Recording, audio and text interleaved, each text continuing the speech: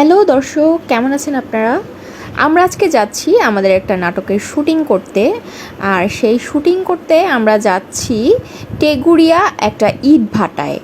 সেই ইট ভাটায় আমাদের নাটকের অনেকগুলো সিন নিতে হবে। তো এই সিন নেওয়ার জন্য আমরা সেখানে চলে গিয়েছিলাম। তো সেখানে আমরা শুটিং করছিলাম। শুটিংতে দেখতে পাচ্ছেন সবাই অনেক ব্যস্ত। ছেলেরা কীভাবে দেখছে আমাদের শুটিং। সেই শুটিং দেখতে দেখতে আমি হঠাৎ করে খেয়াল করলাম যে একটা লোক খুব সুন্দর করে মাছ ধরছে। কারণ ওই ইট ভাটার সামনেই অনেক বড় একটা কি বলে সেটাকে, আমি আসলে জানি না, যেটাকে আমি জিজ্ঞেস করেছিলাম কি যেন বলেছিল, আমার মনে নেই। মানে এটা নাকি ইটের কি কাজ করার জন্য এখানে পানিগুলো জমা থাকে, আর এই পানির মধ্যে অনেক মাছ হয়। তো আপনারা দেখতে পাচ্ছেন এখানে অনেক মানুষ মাছ ধরছে। কিছু মানুষ নৌকা দিয়ে, ওই দূরে নৌকা দিয়ে মাছ ধরছে। ওইখানে একটা মানুষ মাঝখানে যেয়ে ধরছে। তো এইখানে আমি দেখছি একজন জাল ফেলে সে মাছ ধরার চেষ্টা করছে। তো আমি গেলাম, গিয়ে তারপর জিজ্ঞেস করলাম যে ভাইয়া কেমন মাছ ধরছেন বা প্রতিদিন কেমন মাছ ধরেন। তো উনি আমাকে বললো যে আসলে খুব বেশি একটা মাছ ধরতে পারি না, তো সকালের দিকে যদি আসি তাহলে খুব কিছু মাছ পাওয়া যায়, তবে এই টাইমে আসলে আমি তেমন মাছ পাই না। দেখতেই পাচ্ছেন উনি জালটা ফেলে এসেছে, এখন চেক করছেই যে একটা মাছ পেয়েছে। তো দেখছেন চেক করছে যে কতটুকু কি মাছ পাচ্ছে। এই যে আরেকটা মাছ পেয়েছে। তো মানে জিনিসগুলো না সরাসরি দেখতে খুবই খুবই ভালো লাগছিল।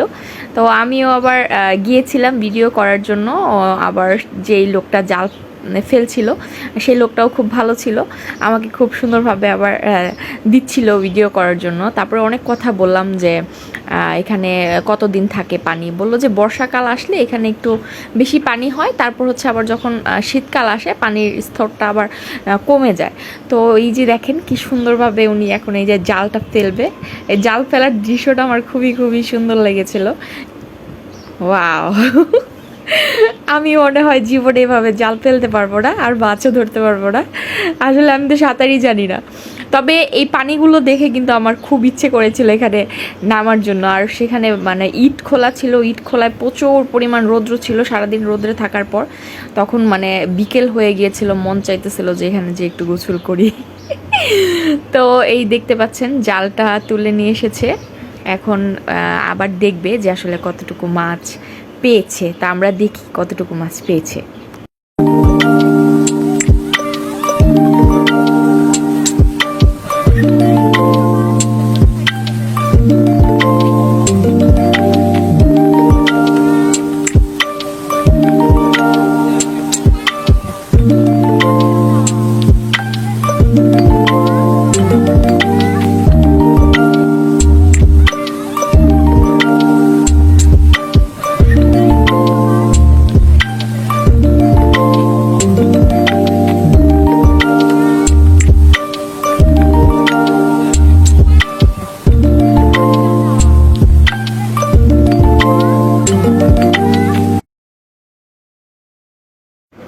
তো আপনারা দেখলেন যে উনি ওই জায়গাটাতে জাল ফেলছিল, তো সেখানে মাছ পাচ্ছিল না।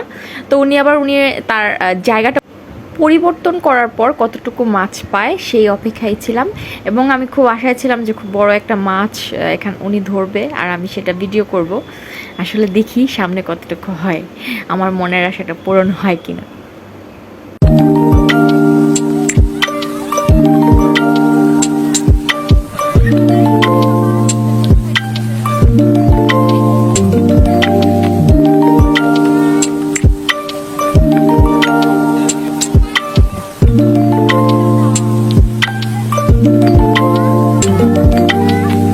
তো দুঃখের বিষয় এখান থেকেও উনি তেমন একটা মাছ পেল না।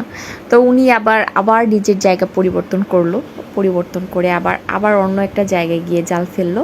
তো আসলে শেষ পর্যন্ত উনি মাছ কতটুকু পায় আমরা দেখার জন্য খুবই আগ্রহ নিয়েছিলাম। তো আপনারাও আমাদের সাথে থাকুন লাস্ট পর্যন্ত কি হয়, উনি কতটুকু মাছ পেয়েছিল আমি আপনাদের দেখাবো।